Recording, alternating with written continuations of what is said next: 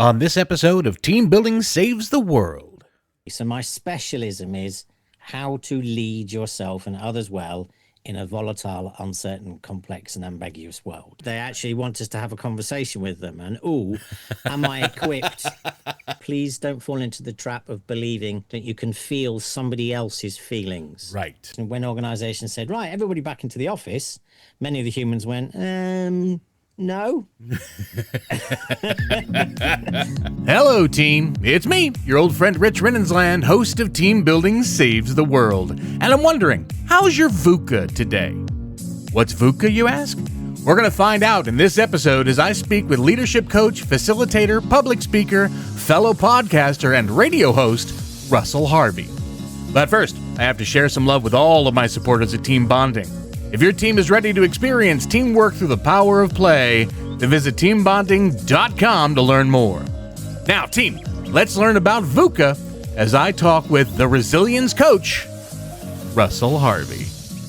Russell Harvey, thank you so much for coming on the show, man. I appreciate you being here all the way from across the pond. Where are you coming from?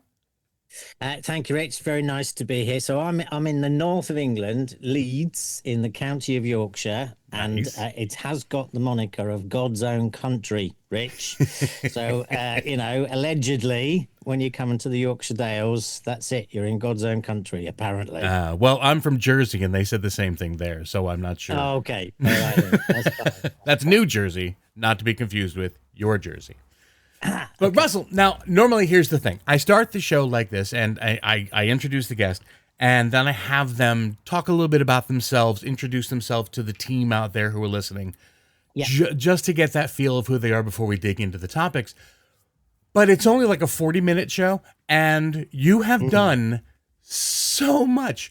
I'm looking over your CV that I have up on my computer here. Your 20 years experience in just the coaching industry. You've also been a National Training Awards judge. You've been a member of the Association of Training. You are certified in training, education, and coaching. Are you just bored? Is that what's going on? No. I think it's just I love human development.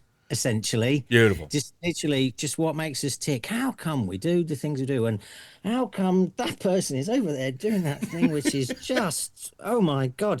And logically, you go, well, yeah, the textbook says that they would do that, and you go, okay, yeah, it's fine. But you look at it and go, but I don't get it. I don't get it. But what made you start this way? I mean, what made this the direction your life was going to take? Yeah, so as a kid, really interested in human behavior. And then, so genuinely, it was 1996 in Hong Kong. So I know I don't look old enough, obviously, to have got that time scale. Right. And I was traveling around the world for a year, and I was teaching English in Hong Kong. And when people in the room were having light bulb learning moments. Yeah. I suddenly went, I want to do this for a living. So I knew I didn't want to be a teacher. In a school. That wasn't me. So when I came back to the UK, it was like the job title was, I think I want to be a business trainer. And recruitment agencies go, what do you know? What you qualified in? And I went, nothing and out. And then that's when all of the qualifications. So a career in learning and development. And then today, and for a number of years, I am a coach and I am a facilitator, Rich. It's who I am. And it's just, I love supporting individuals to have light bulb realization and learning moments. Excellent. And over the past 18 years, you've specialized in, and this is a new term for me, is it called VUCA or just VUCA?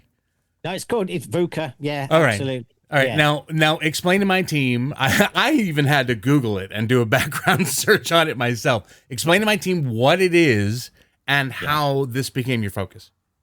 So the simple version is, we hear the sentence a load of times of change is constant, and we'll all just nod exactly as you are now. Right. However, the VUCA model brings that to life for me. So my specialism is how to lead yourself and others well in a volatile, uncertain, complex, and ambiguous world. Okay. And so that's 4 buzzwords there, volatile, uncertain, complex, ambiguous. And I've got 4 more. So to counterbalance the first 4 buzzwords, 4 more are, you need vision, understanding, clarity, and agility. Oh, lovely. However, when you put all this together and you look behind the definitions of all of these 8 words, it brings to life to you about how come change is constant. And then as a leader and as a human, how you can face them. And they all link to resilience. Okay. So the resilience and the VUCA piece are all interconnected. The VUCA model's not mine. It's from the 1990s, and the ex-head of the Armed Forces, Afghanistan and Iraq, and an occupational psychologist called Louis Soka came together and brought it into the business world. So that's where I've been for the last umpteen years. So you have been quoted as talking about a mojo, corporate mojo. Is that resilience to you, or what does mojo mean? And the fact that you're British is blowing my mind that we're even using this term. But does it mean resilience, or what is it for you? Yeah, so mojo you could equate to the word thrive. So you've got, in my space, you have got these words that are out there. So there's surviving, coping, and thriving. So surviving is hanging on by your fingernails. Right. Literally, I am not in a great place. Coping can be a broader spectrum of like, I'm okay, but it could be I'm okay, and you know what, I'm about to tip into not okay. Or it could be I'm okay and I'm about to tip into good. So when somebody has their mojo, and they are thriving, they legitimately say there's a lot going on. There's a huge amount of change going on, and because I have built and grown my resilience, I am in a good place. Is it just resilience though? And how is it that we can, just to backtrack a bit more, how is it we can recognize we're losing our mojo in a corporate sense? Like if I am a leader out there, someone mid-management or above, who feels like maybe something is slipping, how do I know it is? So it's all in response to the lovely questions of how are you and how's work? Okay. So it's like, so there's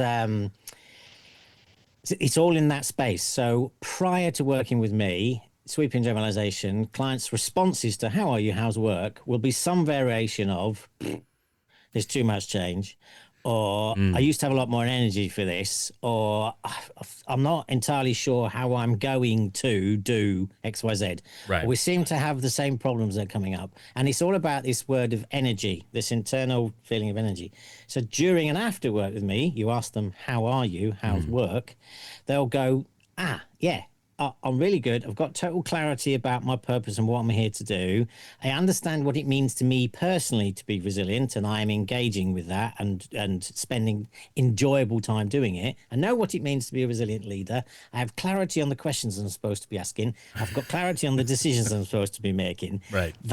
That's the difference between the two. And one just little build upon that, just hopefully bring to life the relevance of this, is that the last 2 world happiness reports, there was some research in there that really intrigued me. So our ability to answer well the question of how are you, how's work, something ridiculous like 70% of our ability to do that, answer it well, is down to our relationship with our line manager. Okay. Define that for me. So it's literally, you've got your boss, your line manager, Yeah. and how good your relationship is with them about how well they nurture you, grow you, coach you, develop you, provide, work for you that is nurturing you and making you feel good. That has an impact upon your answer to the question, how are you?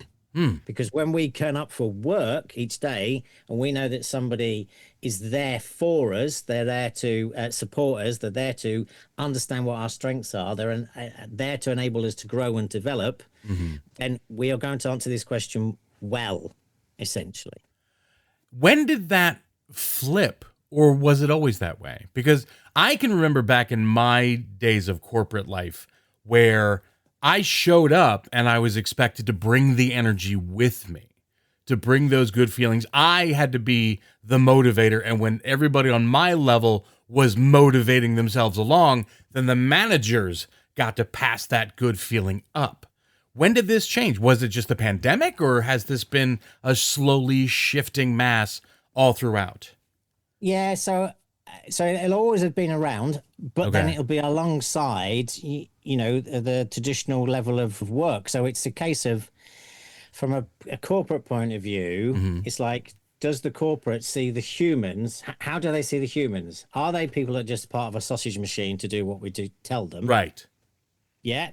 Or actually, have we understood that actually, when we nurture, enable our people to be at their best, actually their performance and their engagement and the productivity actually really improves. And so how do we do that? Actually, you know what? We need quality line management relationships. And the pandemic absolutely did have an impact upon that, because a lot of people globally Right.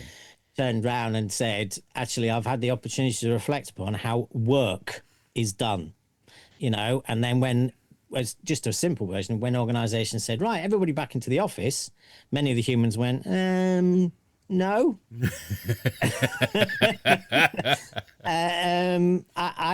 We have understood that there's a better way of doing this. So employee power increased Okay.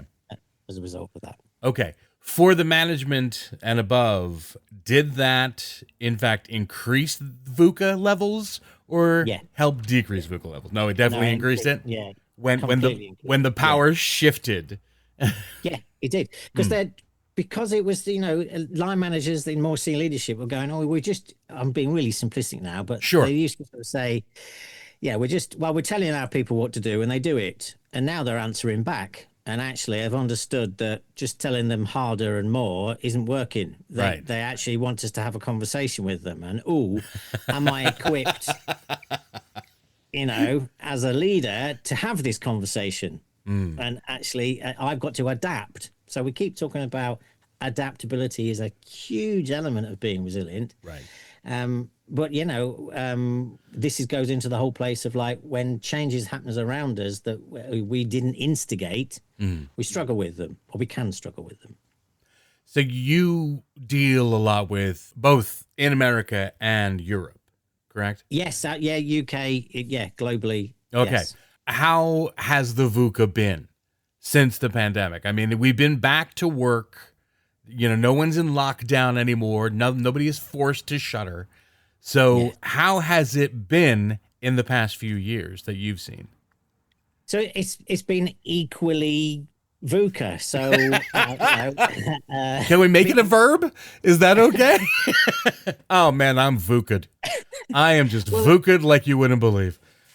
So this is a case of when people really face into this lovely VUCA terminology, they really get the fact that what it really means that change is constant. There's always something somewhere going on, and it's understanding when and how it will impact me, or if it won't impact me, essentially. Yeah. So both UK and US, there have been changes of government, and there have been changes of leadership style, essentially. And we have had a variety of financial challenges. So what still, unfortunately, in the UK, one of the only industry that's doing really well is insolvency. Which is, not great, essentially. Right. And there's this funny new thing, Rich, that, I don't know if you've heard of it, called artificial intelligence. I've heard some words. There's this, God knows what on earth it is. So, artificial intelligence is absolutely going to VUCA us into the most VUCA place that we've ever been VUCA'd, essentially. I think you just used it as three different parts of a sentence, right? Absolutely, yes. I'm married to an English teacher, so I don't know if that helps. But why? I mean, because there are so many people who are counting on it, and there are so many people who are dreading it. Why? Why is AI, either going to VUCA us out of everything, and if that's the case, then why do so many people believe that it's the savior that they're treating it to be? Well, I suppose simple answer is like it's the newest, latest, big shiny thing. Okay. So when television first came along, or whatever that, it's like, anything is the newest, shiniest thing. And so then the human race is going to face into that against the age-old question of, do you like change? Right. And most of the time people turn around and go, it depends. Okay. yeah, and so we don't yet. So only certain individuals fully understand what artificial intelligence is going to do. Right. I'd like to meet them. I just want to sit down with a beer for an hour and just go, just tell me where's it going, and then I can either go and cry and dribble in a corner, or I can go, oh, okay then, all right, yeah, I can go with the flow on that one, essentially. Right. Well, yeah, it's all about to is like, do you like change? And when you've got this big, shiny, amazing thing that a lot of people are sort of saying this is going to revolutionize the world, people react differently to that statement, essentially. And it's amazing to me how many people look at it and they say it is a great thing that right now we can put everything in it. It is like this magic box that everything fits within, and then we will constantly be having good practice and great flow and so on and so, without even understanding what it is. That it's a tool for people to use. And I was talking exactly like this. So, not doing extra self promotion, but I've just literally been talking earlier today with my guy that helps me with my blogs. Okay. And the next series of blogs is around what on earth is this thing called human augmentation?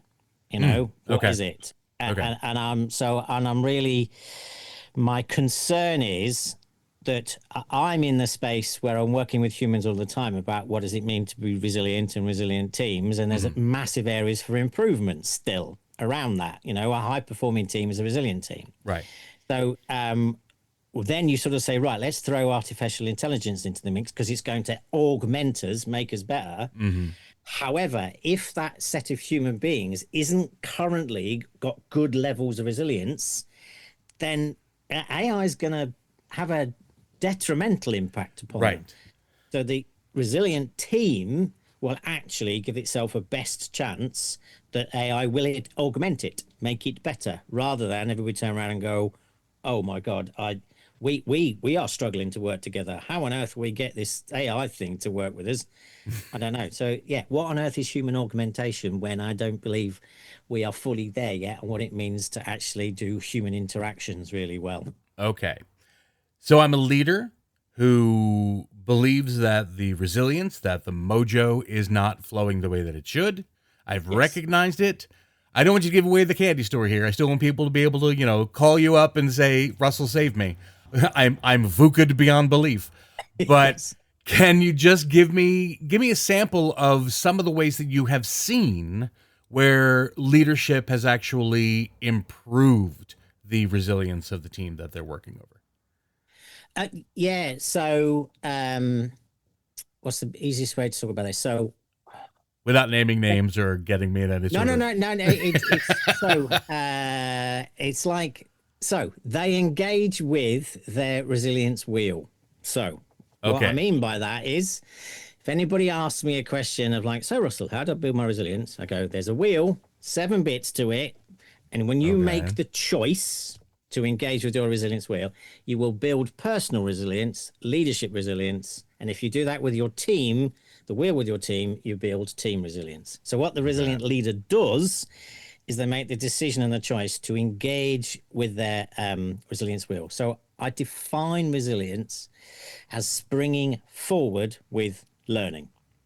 Springing forward with learning. I'm not a fan of the term bounce back, essentially, because a lot of the time we face into life challenges and we say to ourselves, and I'll bounce back, which is there is the risk. It's a subconscious instruction that you'll go back to how you were.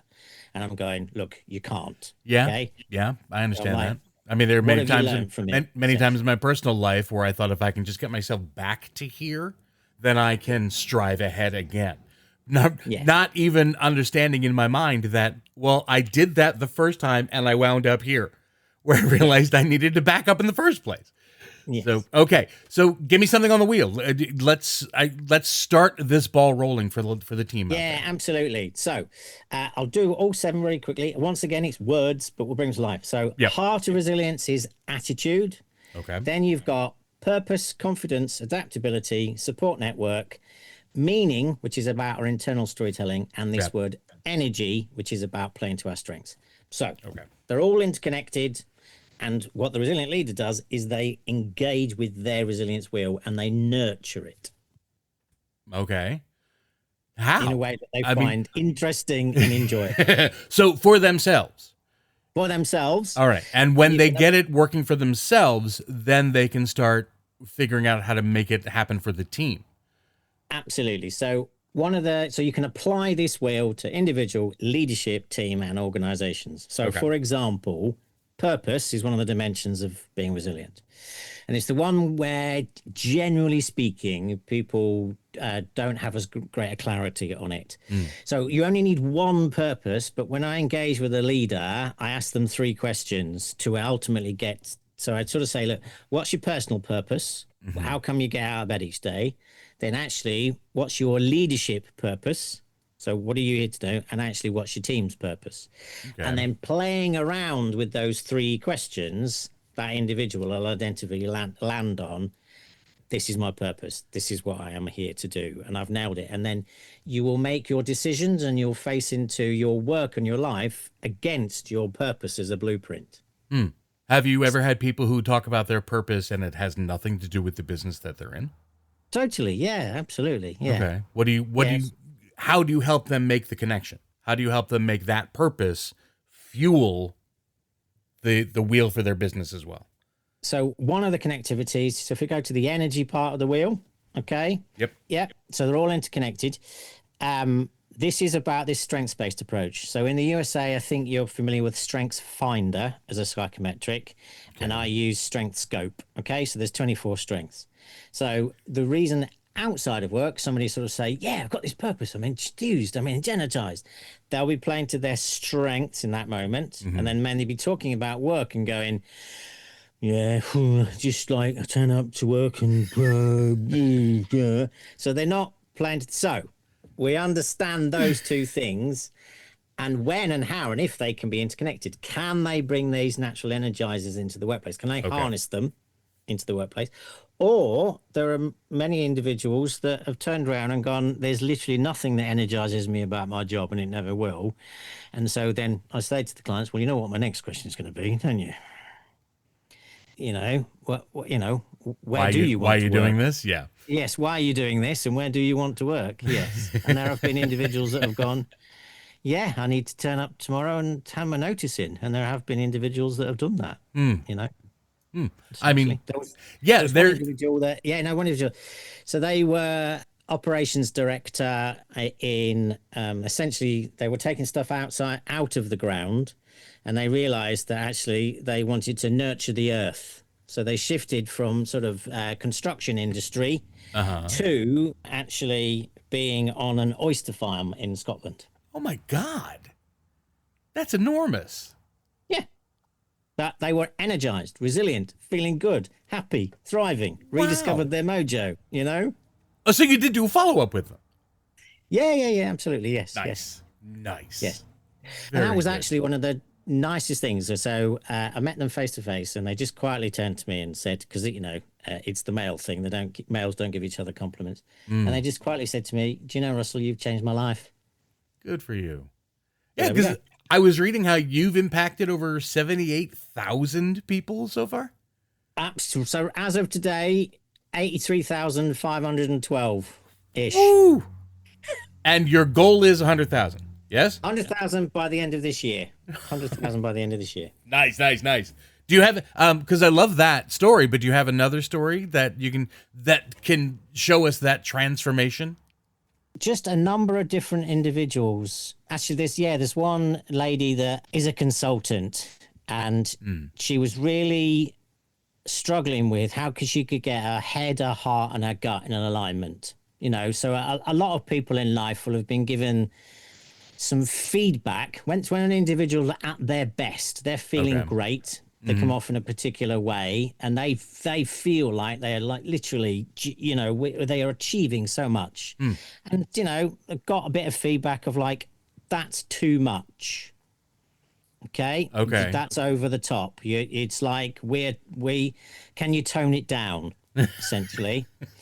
So with supporting this particular individual, we got to the stage where literally they could ignore that feedback, because it wasn't legitimate.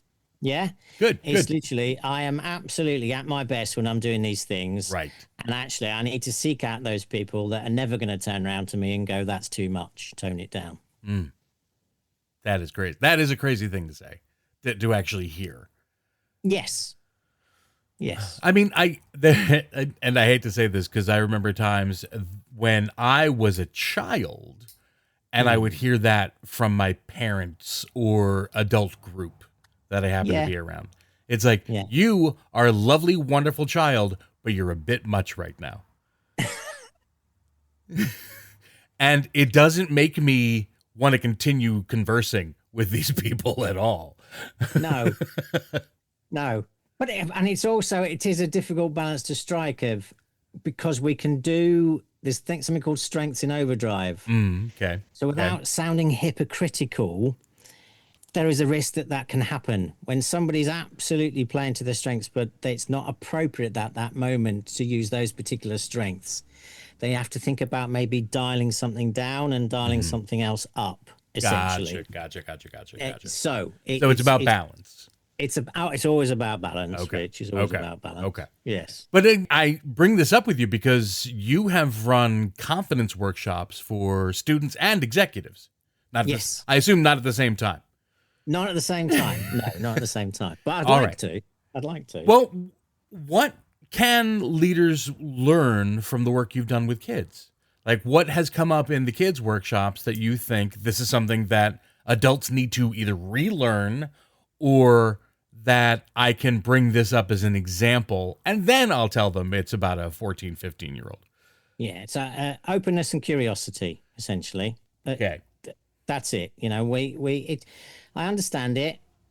And when we're younger, there are fewer barriers, the fewer mental barriers. Right. You know, Okay. about how come this can't be done? Why has it got to be done that way? So Yep. there was a real significant risk that as we grow up, we lose our curiosity. Okay. And resilient people are open. So heart resilience is attitude. So if at any time we're sort of saying, well, that can't be done because I live in the real world and I'm pragmatic, and I understand there are legitimate times that you can say that can't be done because, and I go, no, I get it. I get it. You know, however, if it is a general mindset, then it closes things down. So curiosity is just actually exploration. Okay. So, and so I think so leadership teams can get better at exploration. I have found, you know, and just going down different avenues and exploring things without any understanding that it's going to get us anywhere. We're just doing it for the sake of it, because actually sometimes the more often we do it, we actually learn more. Do they feel that they're usually stifled in that? Yeah. Because, well, I'm thinking, would it be considered a waste of time if nothing grows from it, or? So it goes into the whole sort of societal approach to this lovely word, creativity. So as well as confidence workshops, I can get lots of requests of like, oh, you know, can you come and do some creativity and innovation with us, Russell? And a lot of the time when I then talk to the client, I'm just telling a little bit more about why, the organization sort of says, so essentially, when we ask them, like maybe on a monthly basis, like 10 o'clock on a Tuesday to come up with loads of ideas, we want them to do that. But the rest of the time, we just want them to be quiet. That's me as a kid again. So creativity is a specifically different part of our brain to decision making or potentially strategic thinking. Apologies if there's any brain scientists right now, but it's a different part of our brain essentially. Sure. So we have to make it as a general part of the culture that idea generation and creativity and curiosity is part of the norm. And you can't just sort of say to people, just do it then once a month when we need some ideas, and the rest of the time just don't, because we just want you to do the work. It's like, actually, to nurture creativity and innovation, it has to become part of the general culture. Okay. What about empathy? Yeah. Where does that stand within all of this? And because it seems to me like the higher the levels of VUCA around you, it almost becomes an every man for themselves. Yeah, so empathy and compassion are two distinctly different strengths Right. out of the 24 strengths. Right. So it's really supporting people to understand the difference. So I'll explain it. Please. So everybody that's watching, listening now, the human race is energized differently around these 24. You can't be highly energized by all 24. You do a test and you get your significant 7, essentially. Okay. Some of the human race is highly energized by compassion, and the strength's definition of that is that they've got natural energy inside themselves to deeply care about the well-being of another human being. And as a consequence of that, I want to make sure that you're okay, and I want to look after you. Right. Compassion. Okay. Right. Some people have got energy for empathy. So the definition of the empathy strength is somebody's got energy to go, I'm really curious about who you are or what makes you tick. And how come you think and feel in a particular way, or tell me more about, how you come to that decision. So that sort of metaphor of like, I want to spend a little bit of time in your shoes to see what it's like from your world. Okay. But a little caveat around that, please don't fall into the trap of believing that you can feel somebody else's feelings. Right. Because Correct. you can't. Essentially, you can understand, that they might be feeling happiness, sadness, etc., but their version of it is different to yours. Yeah. So striking the balance between empathy and compassion is what we need to do. So empathy is supportive and compassion is helping. So we need to understand what's the value and the benefit at any particular moment around either help or support. Okay. What benefits have you seen in that, in either? Yeah, so there's a very big piece of work we're doing for some time called Quality Conversations, which is essentially coaching skills for healthcare professionals. Okay. So the healthcare profession is a helping profession, Right. essentially, but it falls too much into the healthcare professional doing the things that the patient should be doing. Yes. Yeah. That is a pretty classic trap. I don't need to take care of my heart and health. You're doing that for me. Don't you have pills that mean I don't have to run on a treadmill all day? Yes, exactly. This is it. So quality conversation coaching skills is with healthcare professionals and anybody is to go actually. So if you're on supportive, then this is when you are being curious and you're asking open questions and you're encouraging the person in front of you to take ownership and responsibility for the behavior changes that they need to do alongside the treatment that you are giving them. So as a result of that, all of the data and statistics and spreadsheets, all the numbers go in the right direction and there is less financial drain on the service, essentially. So yeah, that's the empathy side, is asking questions, and the compassion side has the risk of doing it for the patient. Yeah. And speaking of which, healthcare wise, I mean, you have in your 20 years handled healthcare, retail, big business, banking. Yes. What can you give me like one universal truth about the dynamics that hold for all the various industries that you've been a part of or that you worked with? Line manager relationship. Okay. That I talked about before. Yep.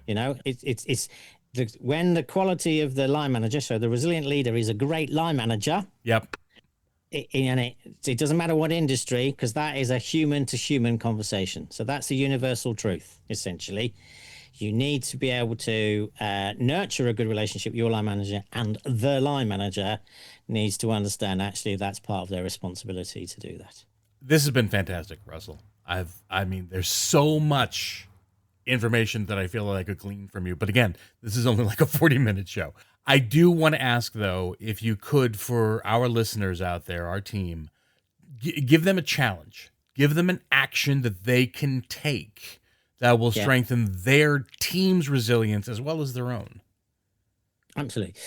So need to get into the habit. The action is, so from all of life's events, pause. So listening to a podcast is pausing. Okay.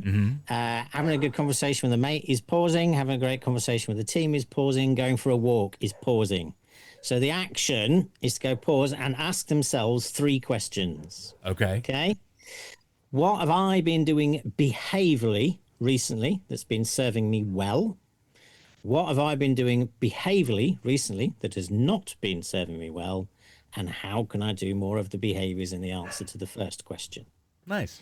So go away and do that, because that is role modeling, springing forward with learning. Excellent. Russell Harvey. My team out there, give him a big round of applause. That's amazing. Thank you, Russell. Seriously, you have filled my mind with so much that I could be doing. I'm going to take a lot of this into retrospective as I move forward. So can I put you on the spot, Rich, and go, what's the one thing that you're going to do? Well, I have right now a multitude of different careers that I'm going through right now as I speak. One of the things I'm going to do for myself is to clarify which one of them I get the most out of. Perfect. And I'll go from there. Perfect. Great. Thank you for answering that. Oh, sure. No, not at all. Not at all. I love being put on the spot, Russell, which is great because I'm going to turn around and put you back on the spot again. It's time for my speed round.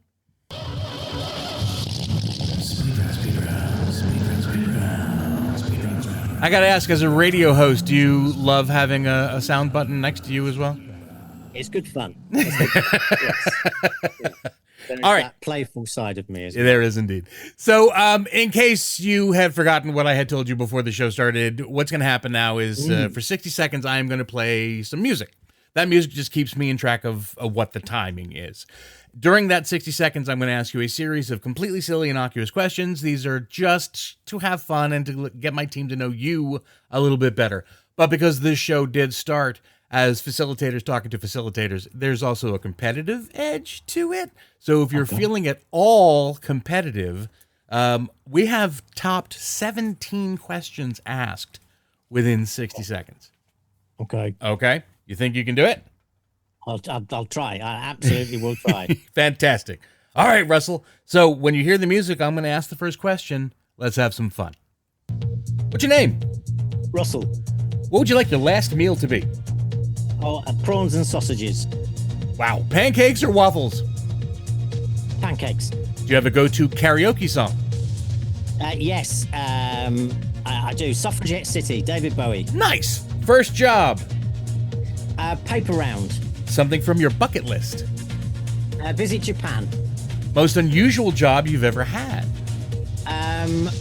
Selling insulation products. What job would you be terrible at? Finances. Go-to summer vacation spot? Summer vacation. It's the Yorkshire Dales.